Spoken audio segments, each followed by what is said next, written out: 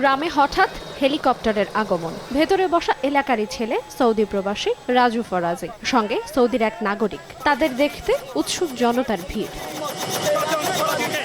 বৃহস্পতিবার দুপুর 12:30টার দিকে বাগেরহাটের শরণখোলা চালিতা বনিয়া গ্রামের একটি মাদ্রাসা সংলগ্ন মাঠে হেলিকপ্টারে এসে নামেন তারা। এ সময় তাদেরকে ফুল দিয়ে বরণ করেন স্বজন ও এলাকাবাসী।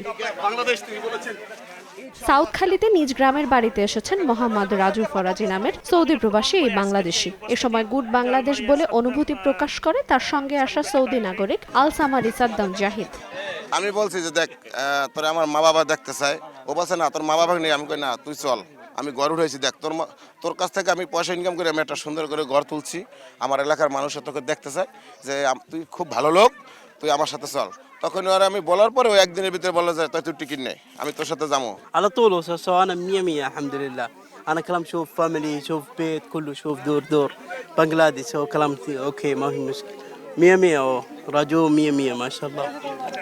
ও বলতেছে যে আমি 100তে 100, ও যেভাবে চাইতেছে আমি তার ভিতরে 100তে 100।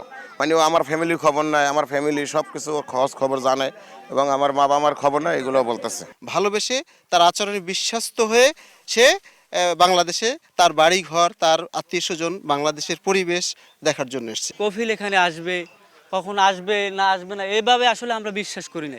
আসলে খুবই আনন্দিত আমরা এটা দেখি আর কি। আমাদের এলাকা অনেকেই ওইখানে চাকরি করে, সেই সুবাদে তার সাথে ভালো সম্পর্ক থাকার কারণে উনি আসছে।